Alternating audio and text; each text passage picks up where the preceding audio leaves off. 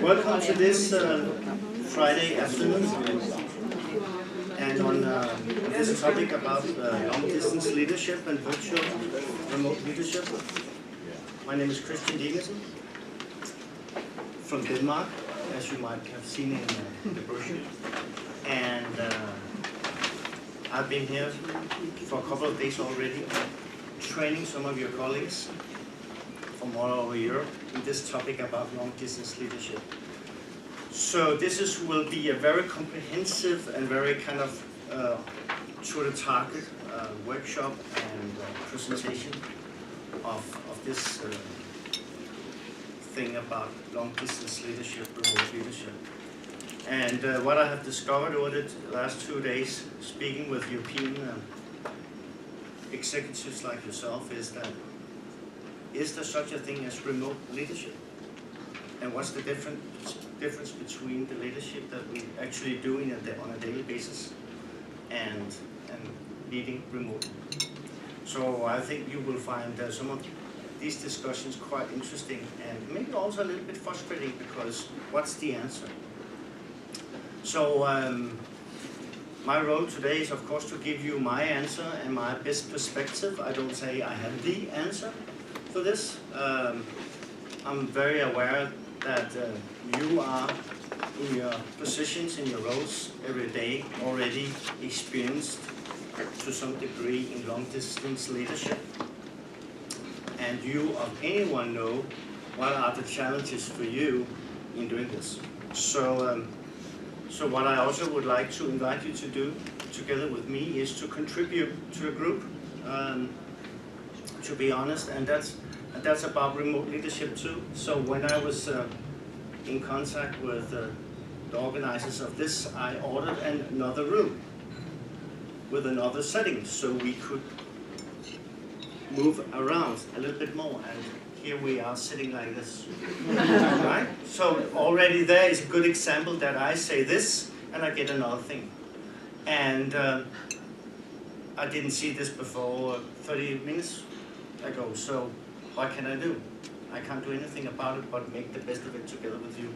And these are the conditions that not only I stand with or face, but I'm sure that you have faced situations like this as well. I'm quite sure. So we had a change management lesson earlier these days. Okay. We adopted change. Good. Oh, I'm glad. Thank you. Yeah. So let's see how much change you're willing to adopt to. Anyhow, so let me set a frame here, because I was given 2 hours or 120 minutes, and I think that that will go by quite quickly. So let's get to it. Welcome and introduction to this workshop we are doing now, and I will do a little presentation of me, though you are in focus, so we will do a small presentation in a bit. And for that I have produced this, here am I, who are you? A little exercise that you can use now, but also I will invite you to explore back home in your organizations.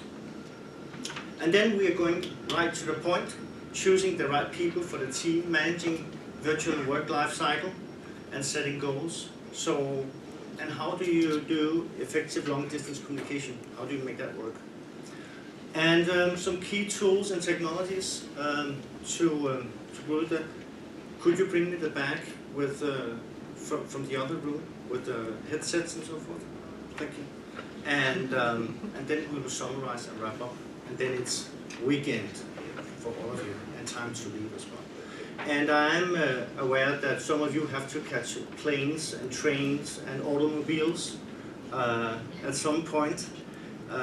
So when you're leaving, that's okay. So I'm aware of that, and not necessarily because you're bored with my presentation. So anyhow, welcome and thank you for being here. So a little bit about me. I started the long-distance journey being 16 years old as an exchange student, went to America, and there was no point of return. I was captured by this international, intercultural atmosphere of meeting the world and working internationally. So I joined a Malaysian, Chinese company, having my traineeship in sales and international sales. And after that, I've been working with sales, marketing, and business intelligence for all these years. In Holland, in US, in Norway, Sweden, had Chinese leadership, English leadership. I've been referring to French management as well, and so forth. So I have really tried all sorts of different cultural leadership styles, you could say, and that of course is quite a great lesson to bring on. And then in these last 13 years where I have been heading and running the Danish Institute of Coaching, I combine my practice with one-to-one coaching and team development, and do lectures and trainings in coaching and leadership development.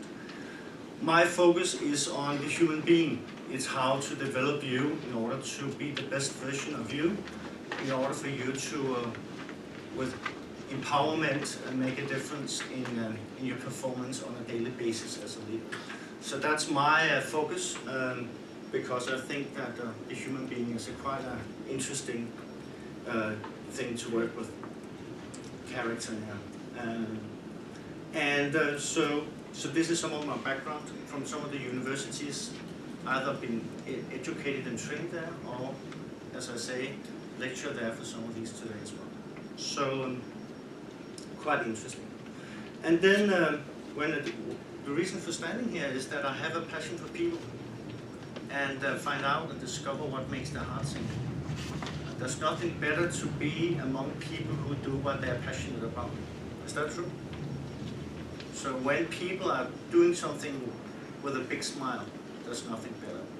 And if you don't have that smile, then there is a good reason to go and discover how can we bring that smile up and working. Any questions about me? Good. There's more about me in the end on a slide that you can have as a handout, and also on LinkedIn.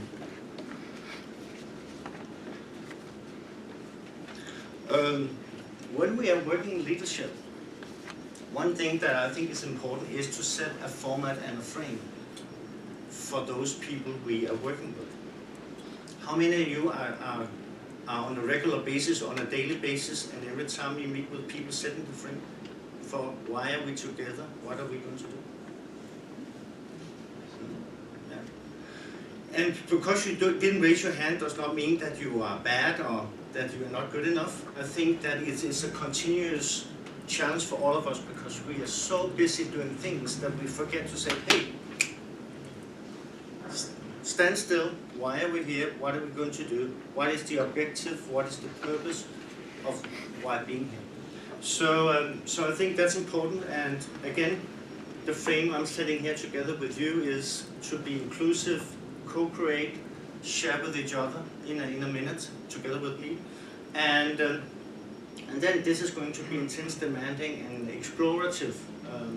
As I said before, I don't necessarily have all the answers.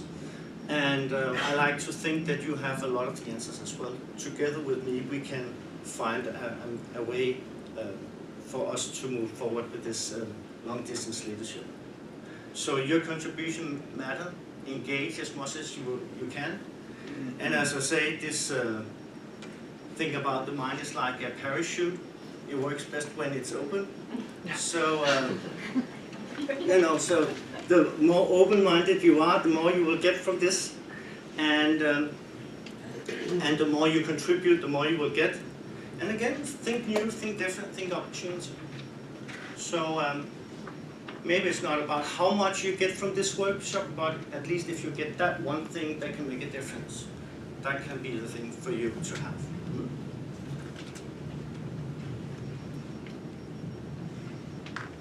So long-distance leadership, remote virtual leadership, is changing the way that we are working and collaborating. So all of you are in organizations where now we're globalized. We weren't maybe this globalized 10 years ago or 20 years ago. So it demands totally new things from us as people, as human beings, but also from a professional competency as well. So we are suddenly going from working 7 or 8 hours a day, maybe not you, but 12 hours a day, 5 days a week, to a new agenda being 24/7, 365. We are on all the time. How many of you are not on all the time? Who is on holiday all the time? A couple is on holiday. You know. So I think it's important to say that suddenly we are moving from having a work and a career and a free time and private life to suddenly to be online all the time. Either by text, by computer, or by something else that will disturb us in our life. So I think that's the new reality, good and bad. So how do we work in this, and how can we help each other and ourselves to navigate in this?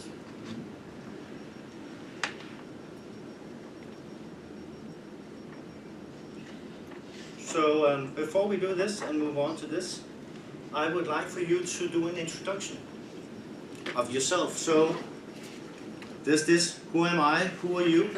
And I have taken the liberty to actually make some really great questions.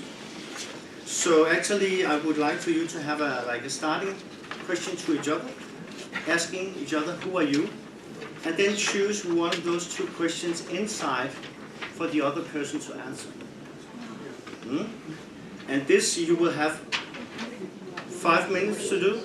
2 minutes, 5 minutes. Let's see how far you get with 5 minutes. And share with each other. And if you're finished with your partner next to you, then move on to another person. So see, this is an opportunity to meet new people. Because maybe one of those persons out there will be part of your next remote team. So what do you do if they don't know who you are? How will they select you? Okay, are you ready? Find somebody. So if you're sitting next to a colleague that you know, please find somebody else to dance with who you do not know. So who are you? Sorry. Please stand. Thank you.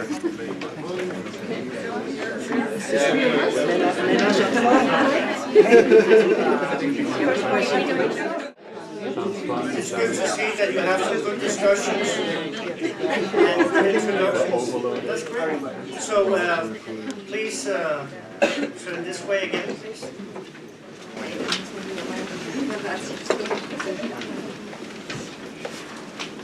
So who would like to share the experience of this introduction? So how was it? It was energizing. In what way? I was interested in the person I met. Can you hear it down there? I was interested in the person I met. We can't hear it. I was interested in the person which I met. I immediately started building a relationship with him because we got into well, through the questions we got into personal topics. And I would like to work with him now. Yeah, good. Excellent. Other experiences that you would like to share about this? One more. Good. Can you hear me? Yeah. Okay. Yeah. So we are here for a professional event, right? Everybody is talking about, hey, this is what I do, this is where I work. I felt that this sort of introduction, there was no pressure to talk about the professional aspects, but just get to know the other individual with a couple of simple questions. So that was good. A bit of a relief, I would say. So a challenging question for you here, is it important to know the other person? Yeah. How come? I'm teasing you now. So how come it's important to know the other person? It helps you understand where they're coming from. Yeah, so helping to understand where they're coming from, sure. Yeah. Perhaps building trust.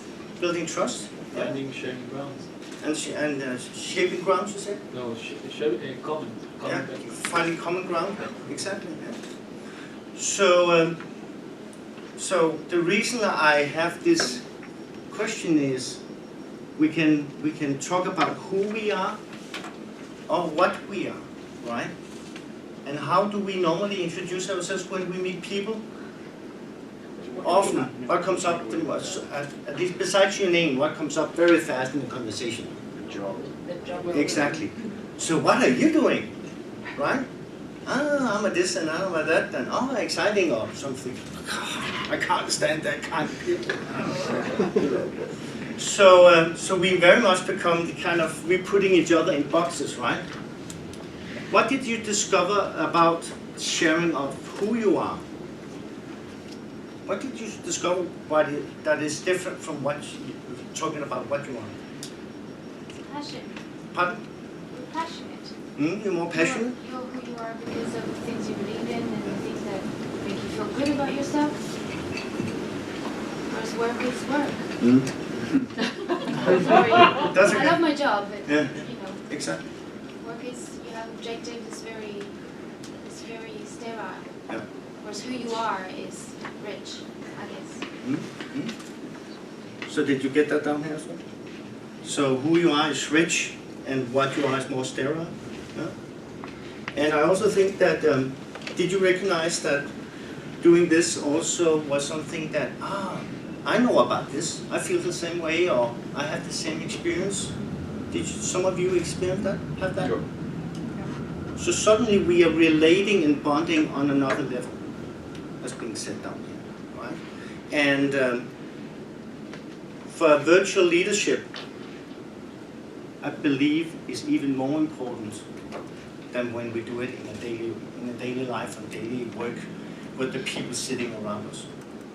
And I think what is the most important thing or interesting thing about this is that when I ask people about this and they say, why are we doing this? I know who they are. I know my colleagues. Do you really? Interesting. Let's do this exercise for a bit. And people come back and they say, well, I probably don't know them as well as I thought I did. Right? So a little thing for you to bring with you home that you could have as a fun gimmick, but also as a group or team exercise in order to collaborate more and to discover new sides of yourself and each other. So on this background, as I said before, will this encourage you to do another way of choosing your team? Not really. Not really? No? No, because If only I could choose my team. So I will get back to you. So I think it's the so same. elaborate on this, please. So obviously, when you work in a larger pharmaceutical company, as I do, it might not be the same in smaller. You're given a team. Yeah. You don't choose it. It would be lovely if I could choose my team, Yeah. and that would be the ideal. Yeah. So now I'm not saying it's a bad team, No. but I don't get to choose. No. And staying with you just for one moment, what dilemmas or challenges does that bring when you're put in a team, you can't choose it? It's like take it or leave it kind of thing. What kind of dilemmas, challenges is it for Well, you? you have to make that team work Yeah. and gel as a team. Yeah. So you have to then get to know those people, Exactly. so you can understand the dynamic, Exactly. and that takes time. Yeah. As opposed to trying to build a team from people you already know. Yeah. Does that make sense? Yeah, absolutely. So staying with you a little bit more. I hate talking. Yeah. Well, you seem like pretty good at it. So anyhow, just the little curly thing here on the end. So are you doing any remote virtual leadership? Oh yeah. So when you say oh yeah, so now you have been given a team. You didn't decide it. It's like here you are. So how do you make the magic happen in that or those teams? So it wasn't just the team. I was given a remote manager as Okay. well. Okay. Which has its challenges. As well. Yeah. So it's quite simple. You have to get to know the people, and at some point you have to meet them. I don't believe that you can have a virtual team without actually meeting the people at least once. Once might be enough, but I really don't think you can gel properly as a team, because meeting that person once is enough. If you get to know them, then the virtual working becomes actually quite easy, and that's what we've done with our team. We meet twice a year face to face, and because of that, the virtual working, I think, is actually quite straightforward. Good, excellent. Thank you for sharing. So let's just see. It was not that dangerous. So I think you have the remote team. Can everybody read up here? It says remote team, and then I think, before jumping into that, but I think we will have that right away. We also certainly can have a remote manager. So the team might not be a direct report to you, but first they report to a local manager, remote manager, and then something is being to you, right? Do anyone know this? Have this set up where you don't lead directly or have direct reports? Basically, I am having the same I'm in the same situation. No power, that means no one is directly reporting. In my team, 16 people are there. In addition to that, extended team is more than half a dozen, and around 20-25 people I have to manage. No single person is reporting to me. So I should have a harder and thicker skin to manage all the people and hit my goals. It's a really tough one. Yeah. Well, good luck on that. No, that was not nice. But let's see if we can find some answers for you today. And if not, there might be answers in the room. Good, excellent. And I think also to make sure that we have that is a key word here is meeting. Meeting your people face to face. Right? We want happy people. So I agree that if there's a possibility of meeting face to face at least once a year, maybe twice. And I also know for some of you this is not possible at all, because you don't only have one team, you might have 7 teams or 10 teams, right? Do anyone of you have like massive number? There's a kind of knots here and there scattered around the room. So of course that creates a dilemma, because time has suddenly become an issue now. Because now, as I said before, we are available 24/7. And how in the heck are we going to prioritize our time and kind of have sun and moon in balance, so to speak? You know, that's, I don't know if there's an answer for that, but we might come back. So,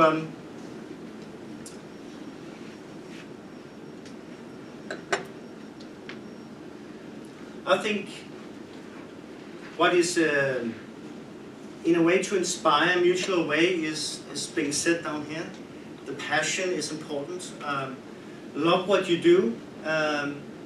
When you do this, when you work a long distance, I think it's important that the team that you are going to select and the team members that you have, if they don't love what they do, which might be a strong word or a big word, I think it's important that at least that you find out what is it that makes their heart sing, so to speak. Why are they there?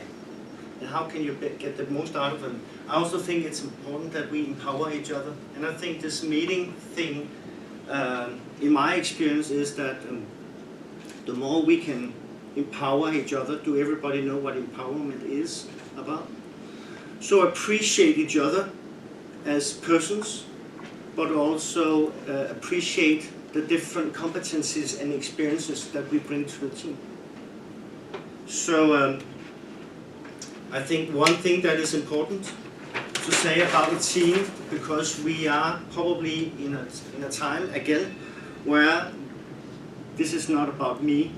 We have to do things together. We cannot make the results only on our own. It's like on a football team. We know about the Messis and Cristiano Ronaldos and all of those great guys, but they can only score goals because they have a great team who played them the ball, right? The same with Formula 1. Well, in order for those guys to win, they have to have a crew team who make sure that they can get on the wheels 4 seconds from the pit stop, right? And so it is in your organizations too. We cannot perform alone unless there is a backup, resources of one kind of another. So I think that that when we look at team, and some of you might know this, what team stands for. Have anyone heard about this one? Together. Each achieve more. Do anyone know about this already? Or heard it? But I think for me, when I work with teams, also remote teams, that again the mindset of a team, locally or remotely, needs to be aware that you can't do it alone. We have to do it together.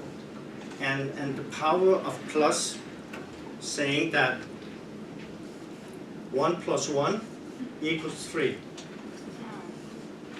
And I know for some of you it sounds like a cliche. What do you think about this? Have you heard about this? 1 + 1 = 3? Or 2 + 2 = 5? Does it make sense? So how do you make your teams achieve more? Take 2 minutes with a partner, either the same one or a new one you haven't talked to yet. Just take 2 minutes and say, so how do you make your team achieve more? 2 minutes now. Turn around maybe, if you haven't met somebody else again.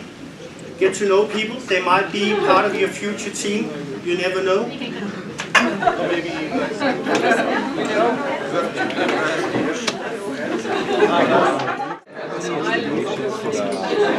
approval cycle for the review cycle expected in China Can I hear some primarily because of regulatory environment. some output of your input, particularly so to speak? What came up in your conversations? Maybe 2 things to highlight that came out.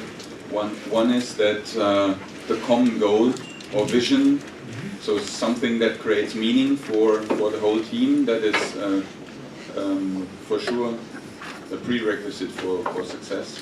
So common goal, vision.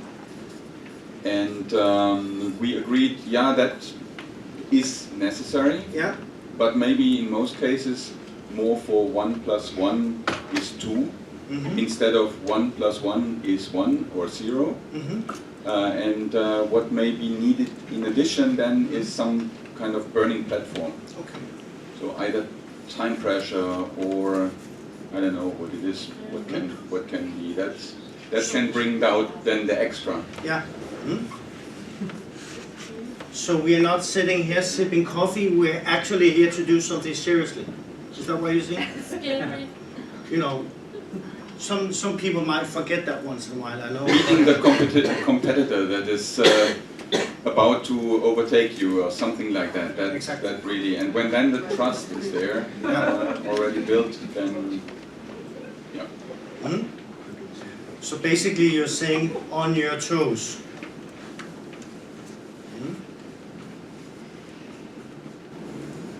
Super. Let me hear others, yeah?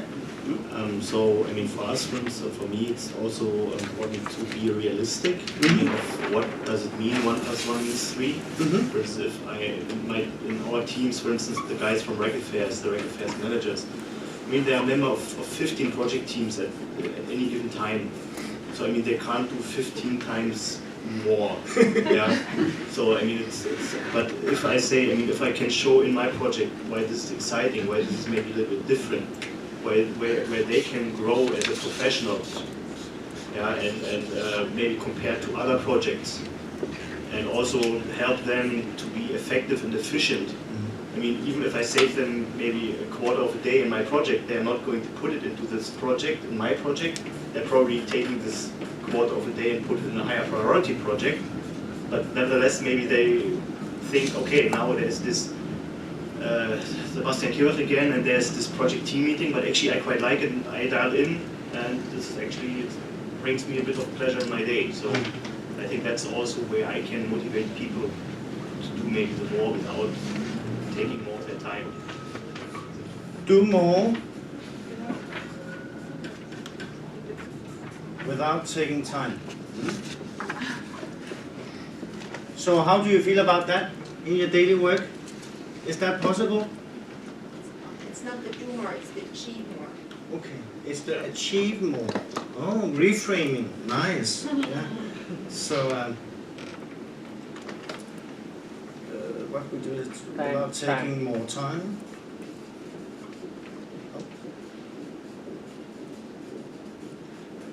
And achieve more.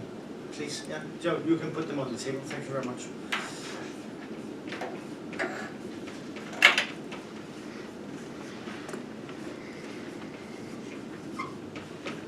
I don't know if everybody can read down there. See, so sometimes it's good to work on the long distance, but see already there. Can you see? You know, and that's that can be some of the challenges of this as well. So, thank you very much. So, but let's keep it in the remote thing here as well, because as I started out saying that you might say, but Christian, what is the difference between what we're talking about now and what we do in daily work? So, what's the difference in regard to remote leadership? And I think that the primary difference is that because people are not there, you need to make an effort of have that visibility in terms of either go and visit, or you have to take the time and the priority of making the call or making the online meetings in order to be in touch all the time. What do you think about that? Is that right, or what's necessary, you think, between normal leadership in daily work where we sit next to each other and then the remote? I think it's simply more difficult to establish the same bond with somebody who is not sitting next to you or in the same building as you, but somebody who is located on the other side of the ocean. Yeah. And that it requires more from you as a leader to build and establish that bond. While, like if you have a colleague who is sitting in the same building, yeah, you run into each other at the coffee machine, and then you start chatting about the kids and the hobbies and the soccer game that you saw last night and these kind of things. But that's not what you typically do in a virtual meeting. In a virtual meeting, you have like a fixed schedule and a fixed agenda, and you start immediately diving into the topics which are on the agenda. And that's actually something I myself found out with one of my colleagues, where I had really no good bond, and actually I didn't really like working with that colleague. Up till a moment that I realized, yeah, we always start like point A, B, C, D, and then by coincidence we started chatting about something else. So now every meeting we have starts with a 10-minute chat about something totally not related to work. And then we start going through the topics, and we are far quicker through the topics. We come to a better conclusion, we come things are better understood. And like now, I really look forward to having these meetings with that person. So what do you talk about, if I may be so private? What do you actually talk about? So when you do this, because maybe some of you guys are still not there where you are chit-chatting and socializing and small talking, because some of you don't like the small talking because that's not good. So, well, it goes really about everything. Well, the easiest topic to kick off with is the kids. She has 2 and I have 3, so that's always a good starting point. But it can be as silly as politics or sports or whatever. Weather always. It can be weather when it's snowstorm. Weather is a good starting point, but you are really quick through that. So if you say, yeah, how's the weather over there? Yeah, it's really cold. Yeah, here it's warm. That's like 2 Not minutes. if you're British. No. They can talk about it for 30 minutes. so besides kids and sports and weather, what else do any of you do this already? Hobbies? Yeah.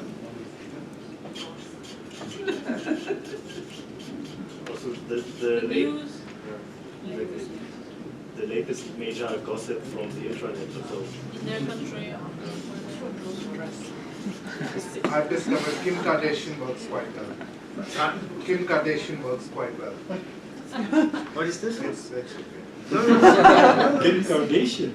You don't know? Is that one of those games? No. That's a very annoying celebrity.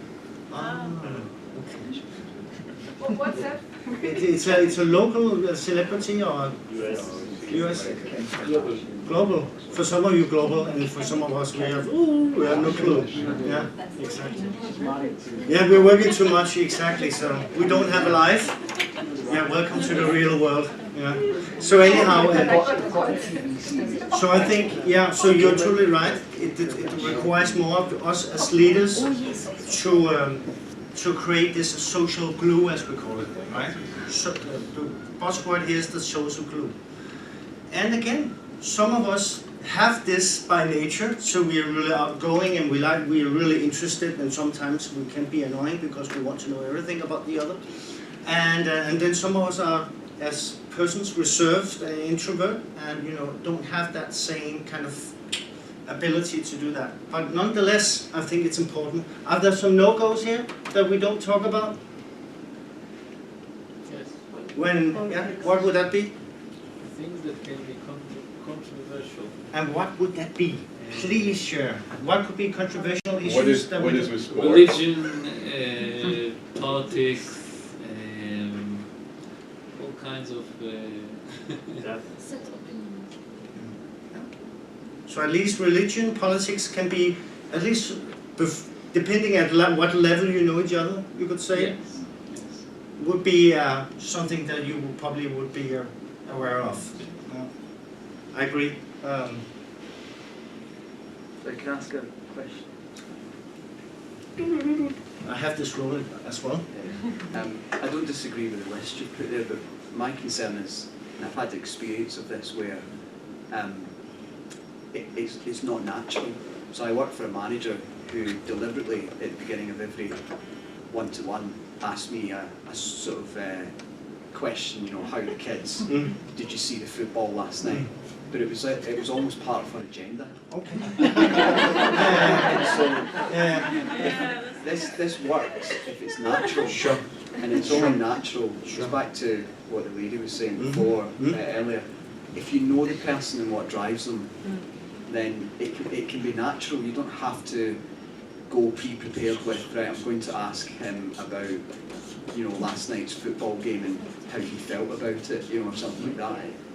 It has to be natural if that's going to work. Does that make sense? Absolutely. And I take the liberty of translating that into the word to be authentic. Yeah. So when you are authentic, and it's because you're truly interested and not part of an agenda, then, and we all sense it. I think we are all intelligent creatures, right? We can sense, even on the phone, we can sense right away if it's something that is part of an agenda, if it's something that comes natural. So thank you for sharing. I think that's quite important here, and I think that's part of of virtual leadership is certainly we don't have the natural input of body language any longer.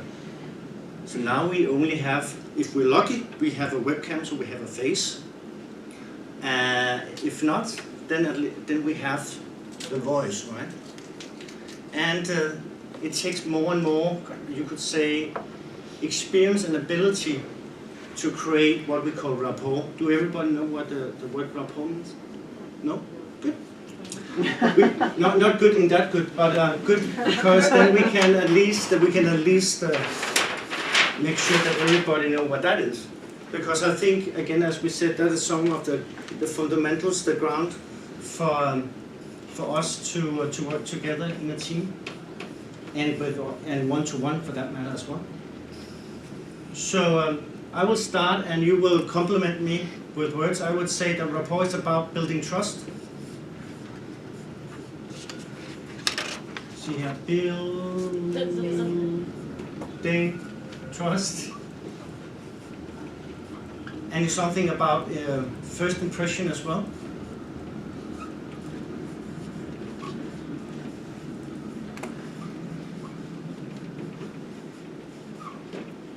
Something about respect. And I think you mentioned this already. Trust. So that would be my suggestions. Do you have any additionals that I don't have in regards to building trust? All silent. For sure. Taking this together, this is rapport then. Yeah. Okay. So those are the ingredients. That's my experience and my contribution to defining the word rapport. So building trust and creating it as well. Rapport is also about chemistry. Can you influence now? Pardon? Can you influence now chemistry? I think we just heard an example of this. You know, first I thought the guy was then I changed my way of either being or I changed approach. So, but again, as has been said before, it needs to come natural because I really want this relation to work. You raised your hand just before. I was just going to say that one thing I do when I don't know anything about someone is I'll ask them what they did at the weekend. And it's very silly, but if you listen, they'll give you clues to ask the next question. Oh, I went with my kids to this park. Oh, really? You went to the park? So you like outdoors, and you can like that. You can jump from one question to the next. If you listen, people like to talk about themselves. They will give you clues to carry on, and it might feel not so authentic at the beginning, but then soon enough you'll get to know them a bit better. Exactly. Anyone here who doesn't like to talk about themselves? Anyone who doesn't like to sit in a chair and just have somebody to listen to you, and I can about everything, and they listen, it's so nice, and I can just be the center of attention. Yeah, so you know we are like that. Everybody, we like to have attention and be taken seriously, right? So, and there are many ways of doing that. I think taking personal interest and of course professional interest. And I think when we talk about teams and keep it in a professional frame, that we take interest in. So, what is it that you are doing? You know, so we take a sincere interest in not only background but also the part of the project that the other people in the team contribute to, because we might be able to learn something. And I think that's part of the together each achieve more, is that instead of just being together, we actually share experiences, ideas, how to solve different problems and so forth too. So to round this up about choosing the right people for the team, I think it's important also to look at personal and team profiling. So those of you who work closely with HR, that can be something that is important to find the right competences, not only professional but also personal. Attitude and mindset is everything. So if people are not willing to give that extra in your team, you might have a problem. Either they disturb the rest of the team, or they will make sure you don't reach the goal. So something about experience in virtual setting a role, competencies, self-motivated. I think a very important thing about virtual teams here is that they themselves can get things done, right? Because you can't mom and dad them all the time. That's just not a possibility. So you need for them to be independent, proactive team players, and they also themselves contribute and involve and reach out to you when they're stuck. So you don't have to find out. Have a good weekend and thank you for It was a stopping pleasure. by. By the way, if you want to take a part in the lottery, I'm doing in a bit about a free coaching session online. You can put your business card up here on your way out. Hmm? So anyhow, so, and that did not mean that more are going to leave. Okay. So, I mean, I totally get that they need to be self-motivating, but I mean, that's not for you to decide. I mean, you can't just decide that you're going to have a team and they're self-motivated, because I mean, often they might not be, so you need to, I mean... I think this, let me, Sorry.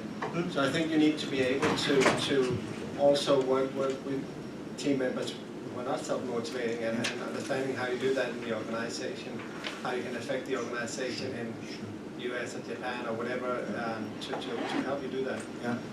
And of course, when I do a bucket list like this is of course the perfect world. We all know that there's not such thing as the perfect world. So thank you. Yeah. So that's crucial. So even though we are not going to be mom and dad, we are going to be those inspirators and motivators that comes in and say, okay, so you're stuck. What's going on? How can I help you out here? So thank you. Very good. So moving on to managing virtual work life cycle and setting goals, ways of working.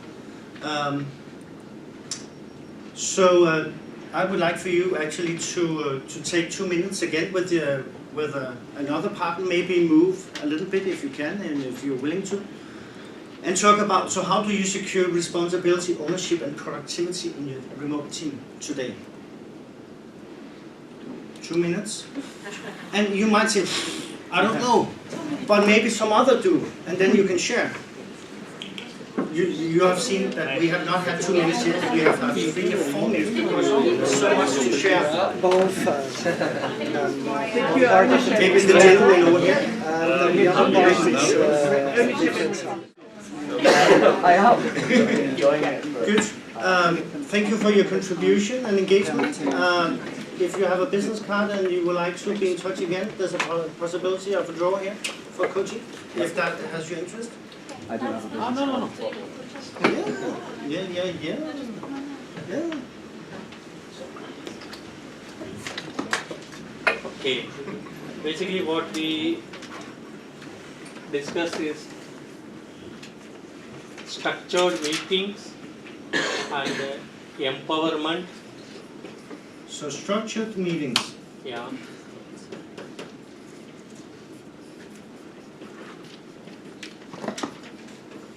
Empowerment. And give the freedom to take the decisions and everything. Freedom to what? Excuse me? Empowerment, give freedom. Give freedom. To take the decisions.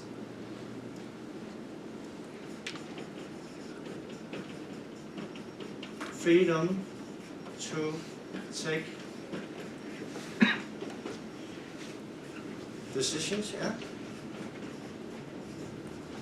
And just a comment on this, for some of us this kind of sounds strange. Freedom to take decisions.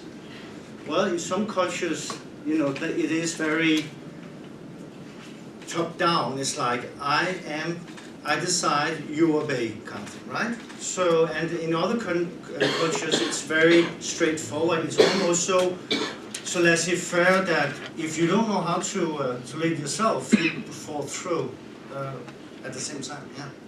Do you have any other good ones? So structured meetings, empowerment and freedom to take the decisions. Great. What else did come up in your conversations? Agenda and meeting minutes. Sorry.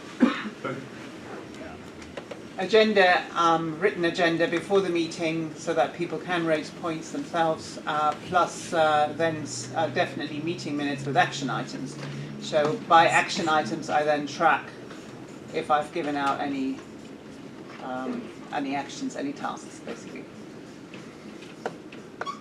And if it's a very extensive action item, I may follow up with that person in between the next team meeting, or in between team meetings one-on-one as well.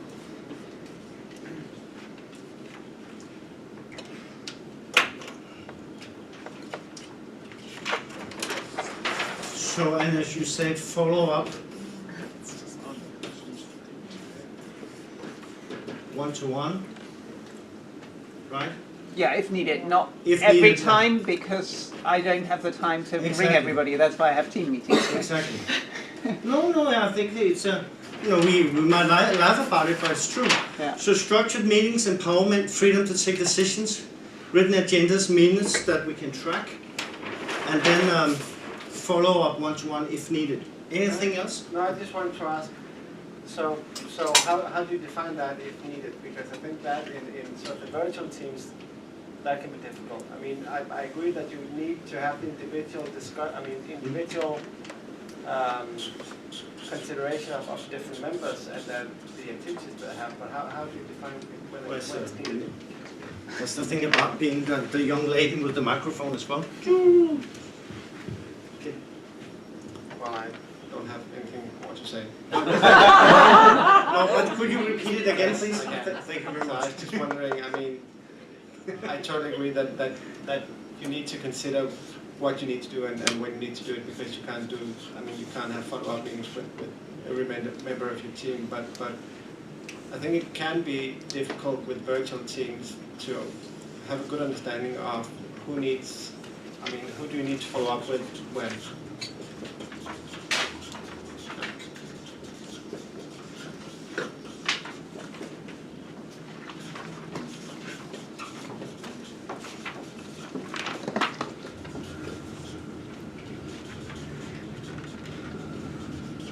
So, very good to put an extra emphasis on this. So, how do you know that there's a needed follow-up, and secondly, the understanding of follow-up and when? So, there's a timing issue here as well. So we don't follow up 3 weeks later and it's too late. The plane has crashed and burned, right? So we still want to catch the plane in the air to make sure everything works. Good. I have an answer to that. Sure. It's not foolproof, but And we come back to you. we were discussing that first of all you need to define all this. Everybody needs to be clear on their responsibility and who owns what. So communication, and then create a platform where people can feedback as to when they can't do something. They mustn't be scared of saying I can't achieve this because all of a sudden all these things have happened, or it's taking me longer than we anticipated, and they can always feel that they can come to you one-on-one or at meetings without being chastised for not being able to achieve something. So I think that could be, if you are able to create that environment where there's no finger pointing and people feel safe to say I can't do it for this and that reason, and then you are able to provide a solution so that they don't feel guilty that they've let it drop, then I think you can know when to follow up. You can empower people to tell you when they need you to follow up, maybe. That has worked for me. I think the handheld mic is a little bit tricky, so you need to keep it a little closer to your mouth, I think. Manfred, for you? I just wanted to add one more thing to the action items. So what I'm doing is I'm asking the action owners to write down the action items on themselves and providing them to me by email, so to really get their buy-in. So to write them down in their own wording. This was something that I experienced. So ask action. Creates ownership for the action. Ask action owners to write down actions. The actions on their own, in their own words. And why is that important that they write down the actions in their own words, Manfred? It avoids misunderstanding and to get their buy-in.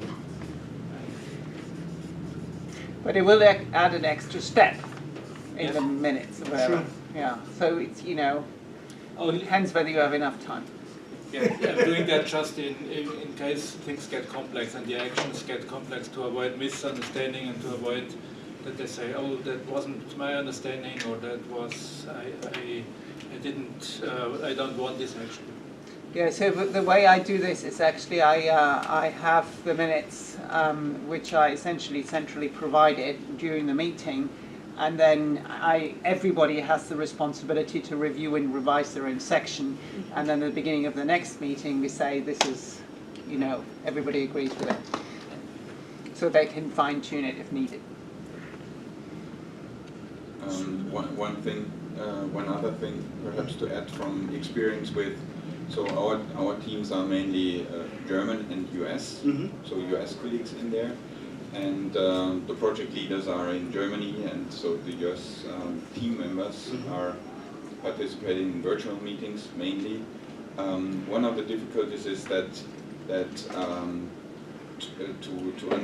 to understand and have a clear understanding of the priorities that these people have there in their line functions,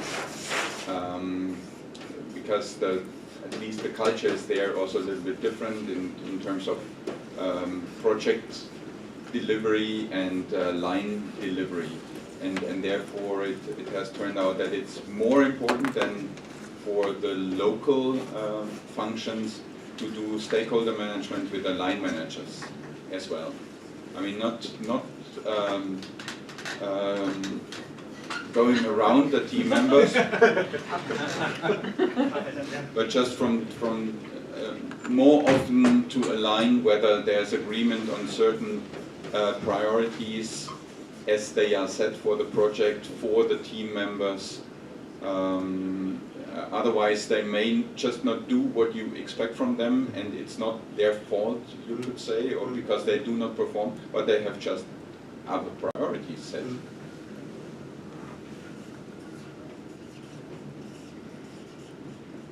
Super.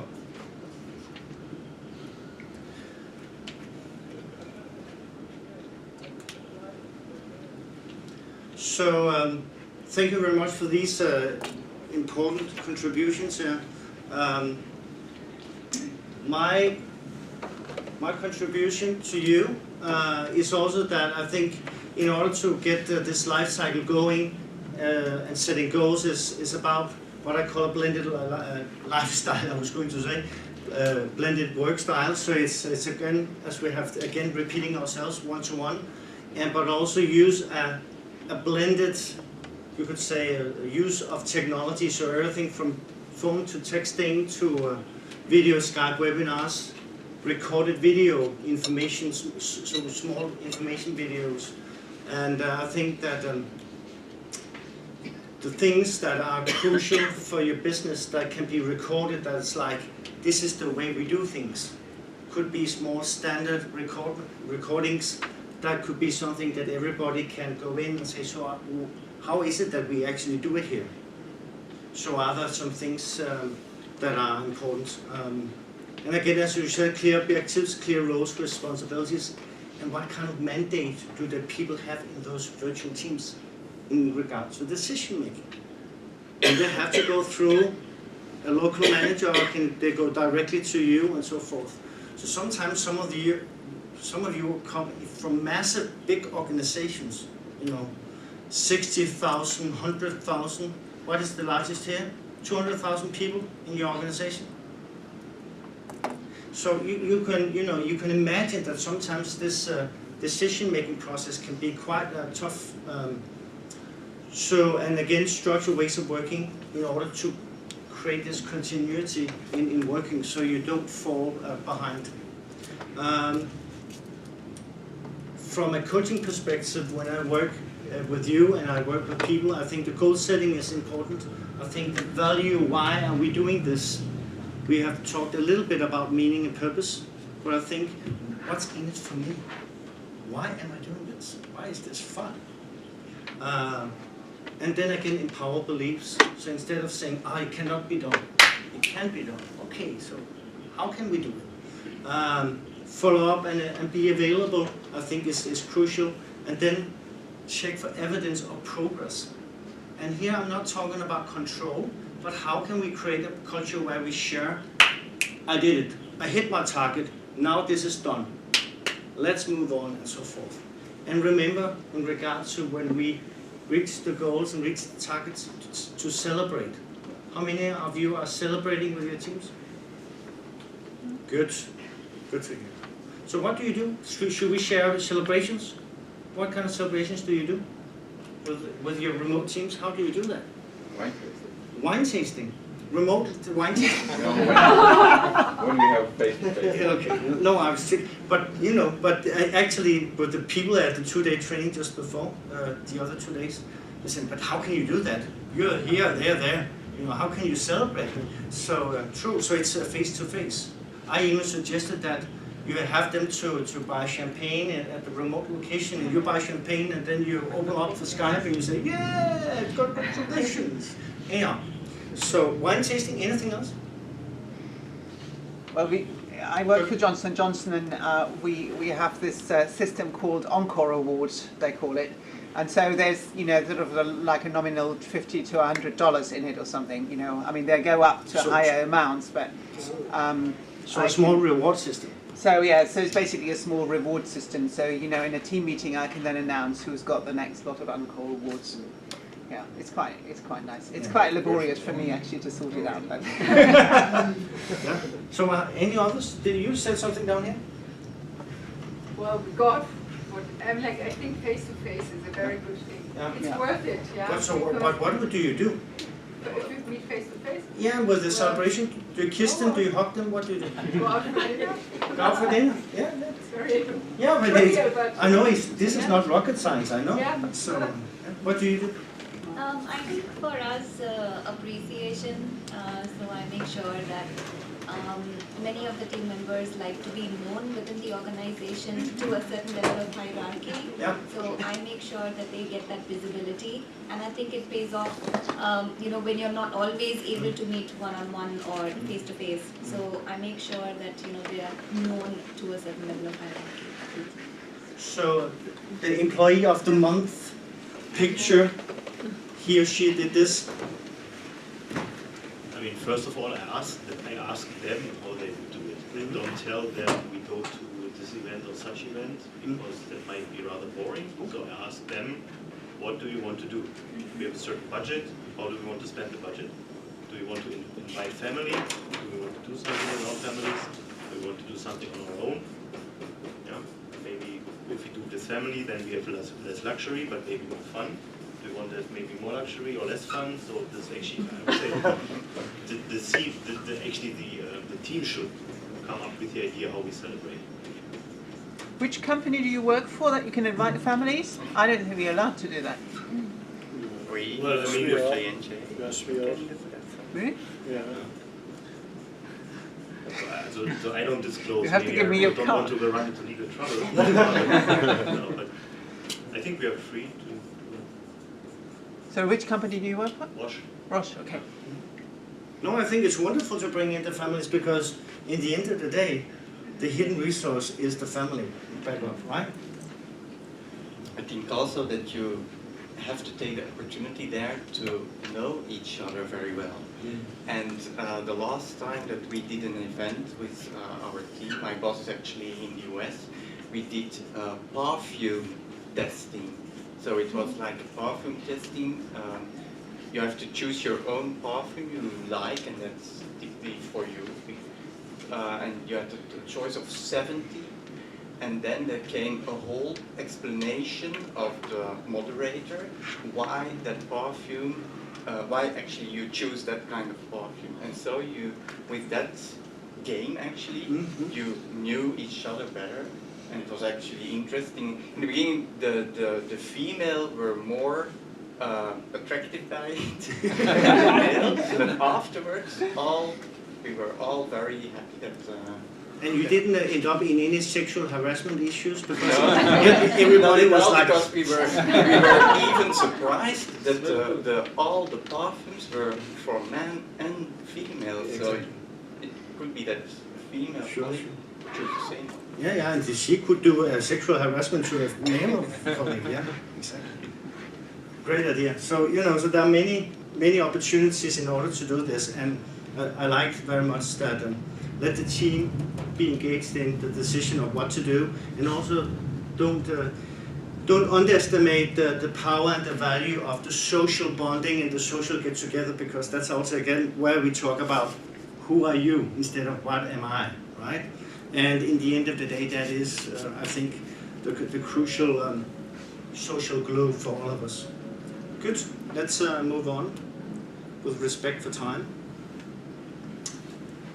So again, some more business here.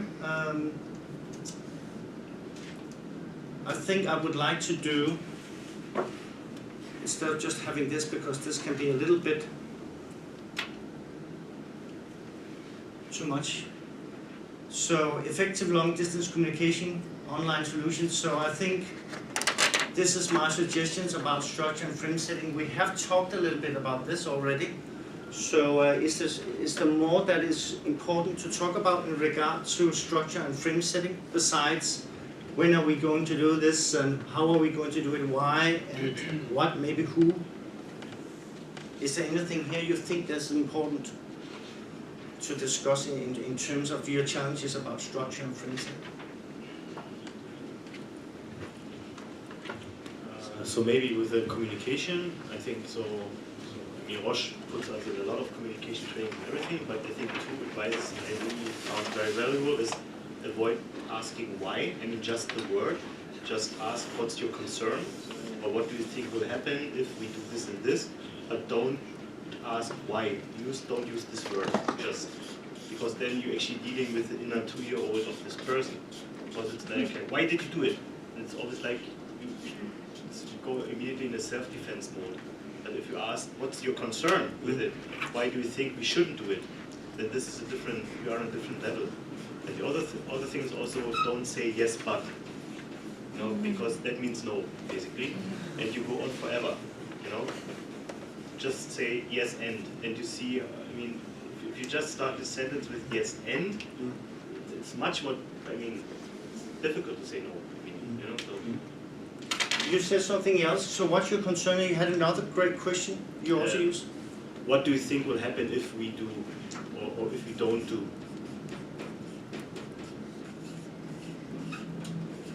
So this kind of what is your concern goes a bit this kind of Korean 6 times why thing. So you can ask that actually, so what's your concern with that? Then what's your concern with that? And what's your concern with that? And then often after 3 to 4 times, if you ask that, then you really have the core of the problem. Because the first concern often is not the root cause or the real problem. And also, just in addition to this, thank you very much, Sebastian, for this. This is great. That after the but, you forget the first part of the sentence. Have you recognized that? You look wonderful, but could you have chosen some other shoes? And then that person will not forget about that he or she looks wonderful, but he didn't like my shoes. So the but is really, I know this is, again, it's not rocket science, but it's sometimes we tend to forget it. So the power of and is quite good here. So anything else in regard to structure and frame setting? The thing I want to add is there are also other communication tools than email. Because what I often see is like these email trails of 3-4 pages long, starting with an initial question and then people saying why it is not possible, and then other people saying why it is possible, and then again why that is not possible. And so sometimes it's also not bad to simply pick up your phone and call somebody and ask for explanation, because typically when you see these long email trails, it's like a misunderstanding of each other. And then I also want to add to your but, well, not your but the but remark. And not this but. You can also use that the other way around. If you have to bring somebody bad news, and you add then but, and then something positive, they tend to swallow the bad news better. Psychology here. Ah, nice. I haven't heard that one before. It's the sandwich. You give them something nice and something not so nice, and you finish with something nice. The feedback sandwich, I think it's called, isn't it? There's a more root word for it. Yeah. No, but I liked both of them are true, but that one I haven't thought about that. Yeah. So bringing bad news across and using the but as a way to kind of mellow out or kind of not make it so so bad. Super. So, and I think essential here, essential point as well as you make, is pick up the phone. I don't know how many of you, but I think we all have tried to receive an email, and no matter how professional we are and how cool we are, I think we all are, boom boom, we are all having a heart, right? So no matter what, we will always be somewhat influenced by what is written because we interpret it with our own filter and with our own eyes. And so that means that I am being, it doesn't impact negative, positive. So I think that taking up this, because now we are getting the voice and tone and pitch as well, which is important on how it's being delivered. So, thank you very much. Back to that slide again. So, in regard to have effective communication, is it once a month or is it once a day or twice a day? How do you do this? Because I would say my experience is that the more teams you have, either as direct reports or through a manager, how the heck are you? What are you doing? How do you structure that? Any suggestions? Once a week. Once a week? There's one here. Yeah. Any others? And when you say once a week, then could you elaborate a little bit on yes, that?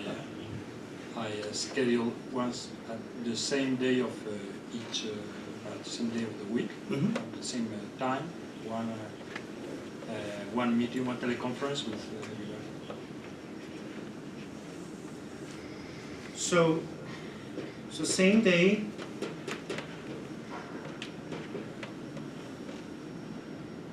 Once a week.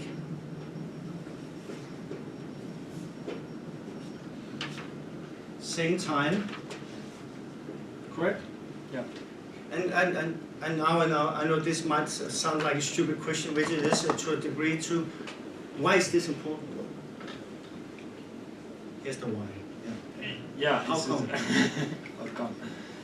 No, because everybody's expecting this meeting, and then it creates a routine also in the communication, and we fix objective from 1 week to the next one. And it's quite, and we know that and we avoid also to be interrupted every time with things that can be discussed in the meeting. And then I think. So when you say avoid the things that for cannot example, be... if we have a meeting on Tuesday, you don't need just to ask something just to somebody on Monday, because we know you will have a discussion and the day, yes. The day after. The day after. So it's something about pooling together the issues? Also the issues. Can you call it that?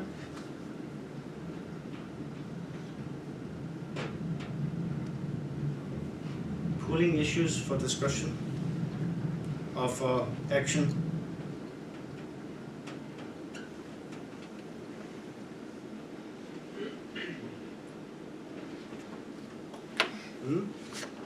Super.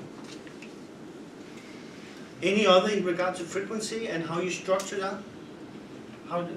Any others?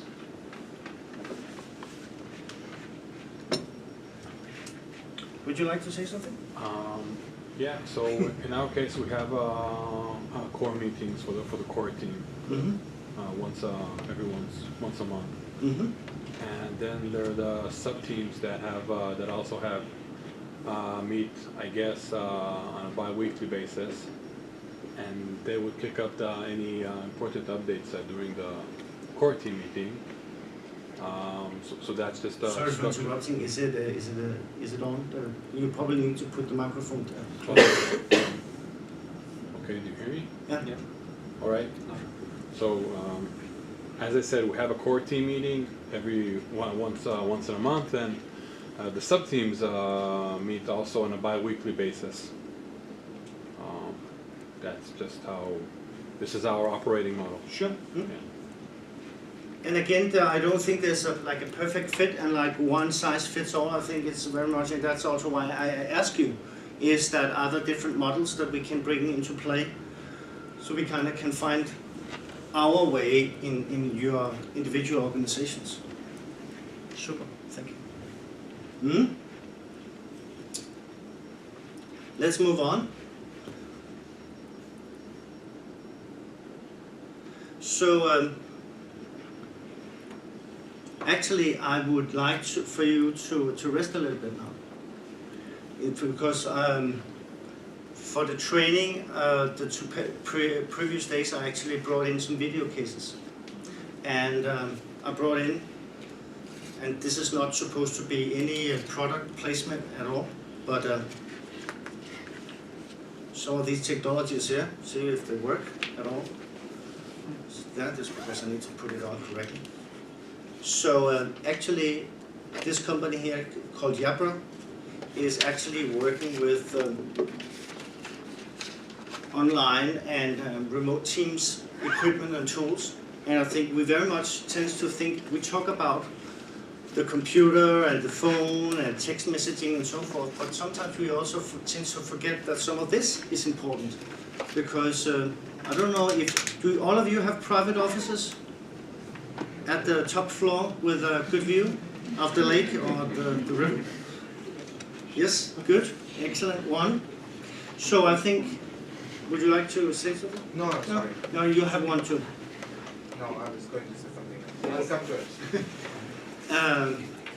So anyhow, Thank you. thank you, Berger. Good weekends.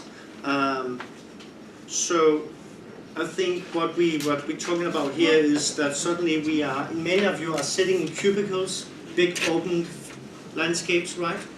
Do any of you do that? Because now we have so many people in our organizations. We want, of course, to be lean, and we want to cut money and time efficient and cost efficient and the whole shebang. So, but suddenly we have more noise from the behind, right? So so let me just do this. Let's see if we can get this here.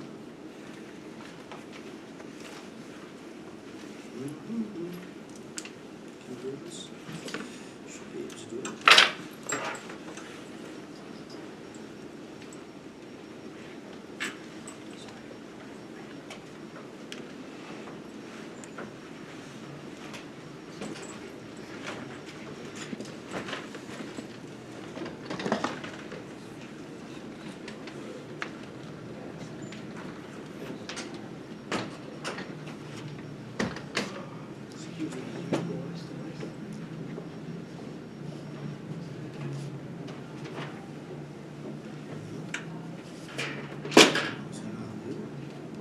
We start from this.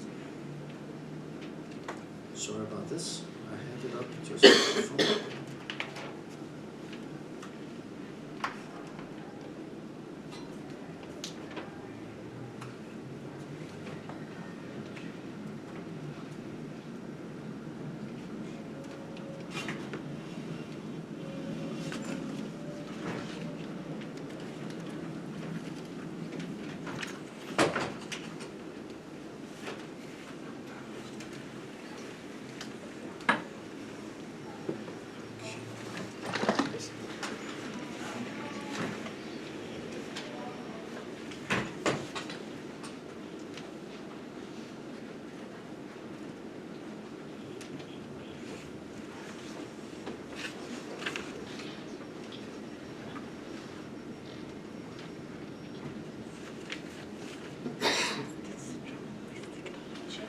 And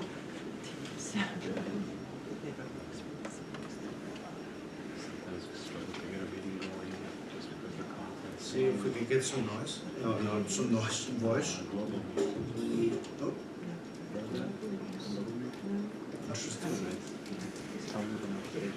Sorry about this. I'm not going to waste your time, so shut that off. Back to the PowerPoint. So anyhow, when we talk about virtual tools, what are you doing today in regards to this? Is there any specific things that you have a good way of working with in regard to tools? What is essential? Do you have any suggestions or anything that you think is important here to share in terms of tools, the IT systems, the backup? What do you do? Gert, what do you do at your place? Yeah, we have like a SharePoint site, which is kind of very important for team collaborations. Mm-hmm. As we store all documents over there so that it's accessible for everybody and not to clutter your email with. So repeat, thank you. Yeah, so we are using SharePoint to store the documents centrally. Mm-hmm. So that these are accessible for people all over the world, mm-hmm. and also not to clutter each other's email, because otherwise, well, we used to send mails to everybody with documents attached, and then you didn't know, is this now the latest version or the version before that? And something I myself find very useful is we have also voice over IP, mm-hmm. and also these kind of headsets. Mm-hmm. So it doesn't really matter where you are, people can always dial you on your office phone number. So if they simply dial in your office phone number wherever you are, even if you are staying in a hotel, they will get a hold of you, which is kind of easy. It's also funny to do a little prank with your wife. If you're working from home and watching the kids and then you suddenly call her with your office phones, then she's you're at the office, who is what taking care of the kids? So, but yeah, that are the two biggest technology platforms that I find useful to work with. So voice over IP and SharePoint, as a central location to store your documents. How many of you use SharePoint? Or do you have another?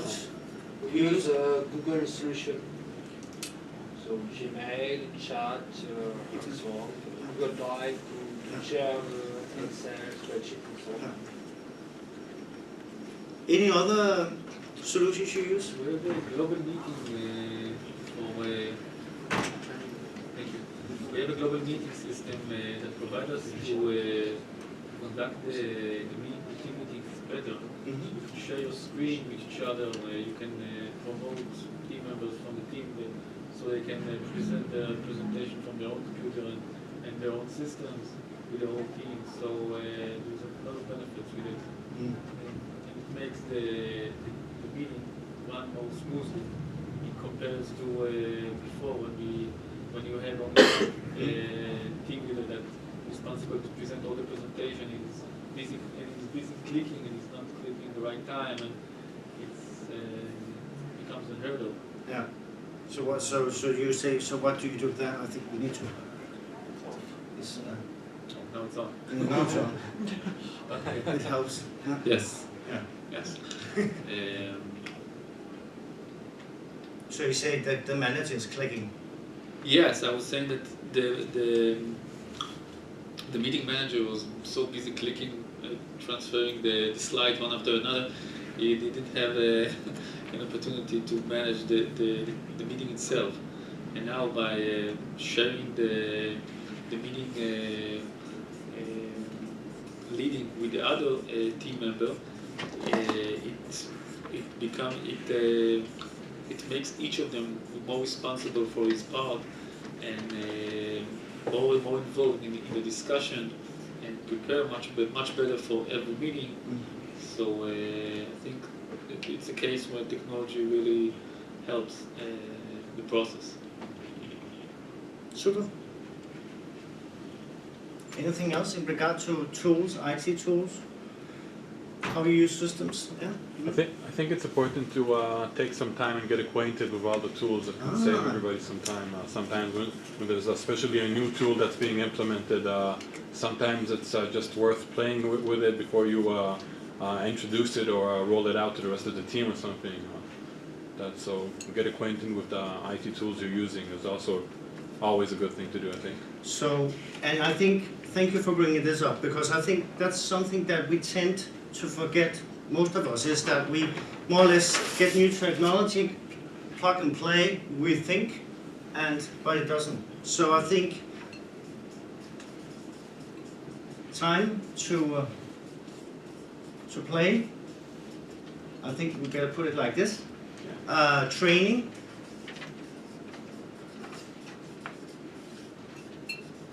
in tools and systems, for example, SharePoint, so how in the heck am I storing different information and so forth, so we just don't think that, well, here's the new system, use it.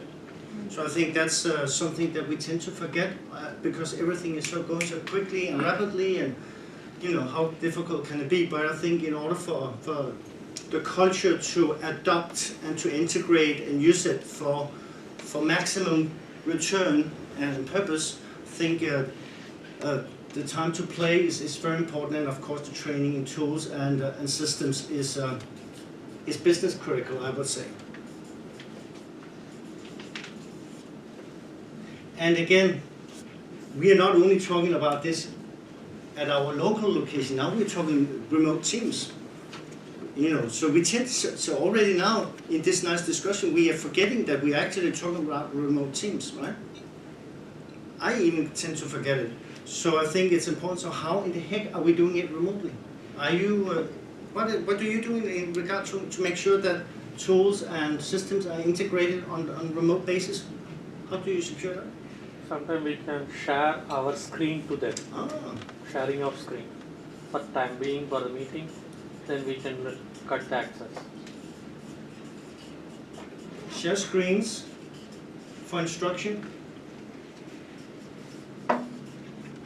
Yeah.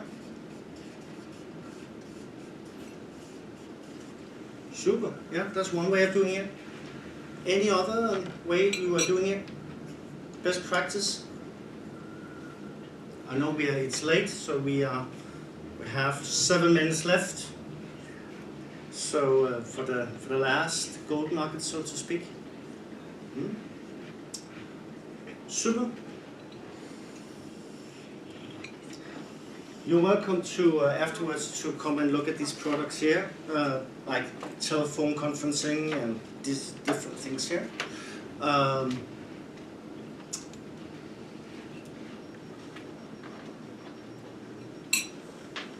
So I just made a list from my point of view, and I think one thing that, not to repeat myself or you for that matter, I think something that we also need to remember is the broadband capacity. You know, how fast are they? Because now there's so much going on in the organization. Are the systems capable of all that communication? You know, pictures, videos, huge files of this and that and so forth. So we don't want to jeopardize uptime of our system. Is the backup of that? I know that you all represent fairly big, or not only fairly, but very big operations. So most of you, this is of course in place because you can't afford any downtime. Thank you very much as well. So a list for you to have in regard to this. I think it's important.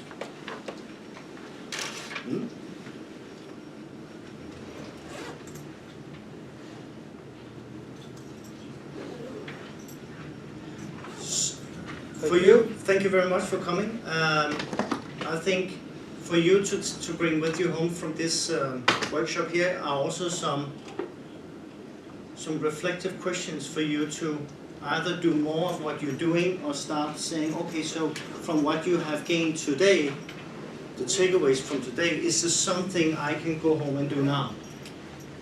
And I think it's important to say who will you involve, so it's not only you, maybe with your team.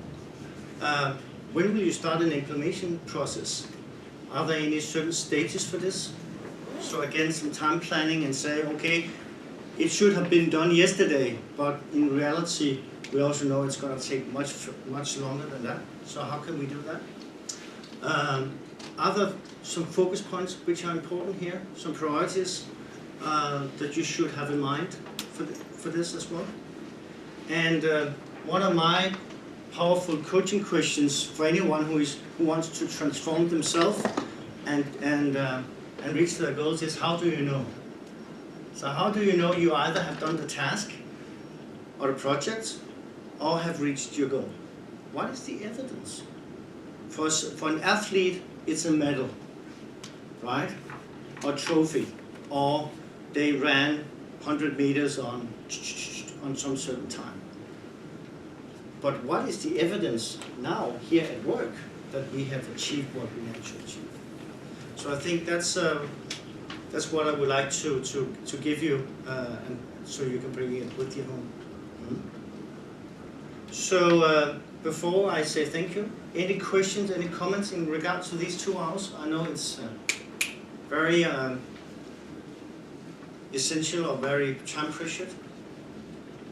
Has it been worth your while? Anything that I can learn in regard to next time I do this? Any feedback that you say, Christian, if you do so and so, you would get even better? And if you don't want to say it here in the room, you can always come back to me. I know there's, if you want to stay in touch and you want to learn more about this and so forth, I'm on LinkedIn with my name, Christian Dinesen. So if you would like to connect, you're more than welcome, and say hello. We met at the PBM Toolbox. So and look for the Danish Coaching Institute. Another thing in order to stay in touch with me is to put up your business card here, and then I will also make sure that we take pictures of all the flip charts as well, so you have, like, again, a summary for this. And of course, before, there are only 2 ladies left, and I think I need one queen to draw the business cards here. So who of you 2 remaining ladies left would like to? Yeah. But I will shuffle them, so you can take your own.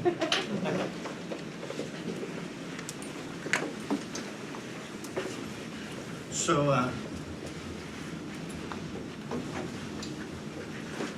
and you can only put one. Those of you who put more than yeah, exactly. So very good. I need. Who of the 2 ladies will draw? So we have to do like this. And if you close your eyes, I think that you can do as well.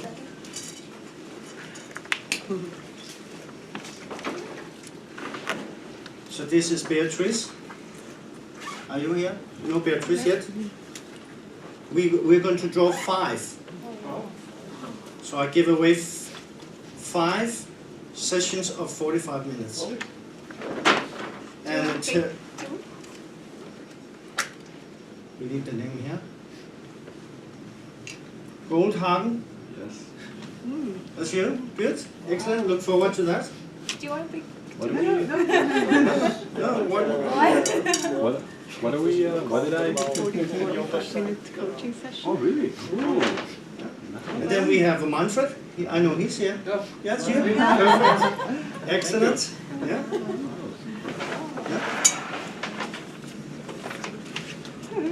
Hope you can deal with the pressure. And then we have Wim. Yeah, he just left. He just left. Okay. Super. And the last one. You should draw your own. Just And Renee, Matzi. Excellent. Is that you? Yeah. Good Wow. stuff. I'm happy that you're still here, that you who really stayed here actually got the honor. So thank you very much for your time. Look forward to meet with you here, and the rest of you I will email with different slides and pictures of this and so forth, and you're more than welcome again to link and stay in touch. So thank you very much. Thank you.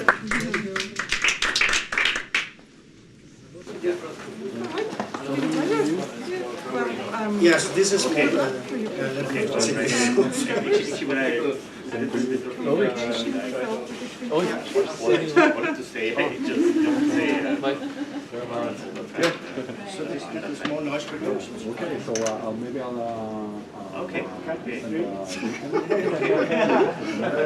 Now you have yours there. Let's keep in touch. Thank you. Bye-bye. Need to have wireless one. Okay, great. Yeah, nice meeting you. We can run around until cup of coffee. Yeah. Basel or Are there any tables of white ones that were connected to the cell phone? I would call it the goal here, divisional.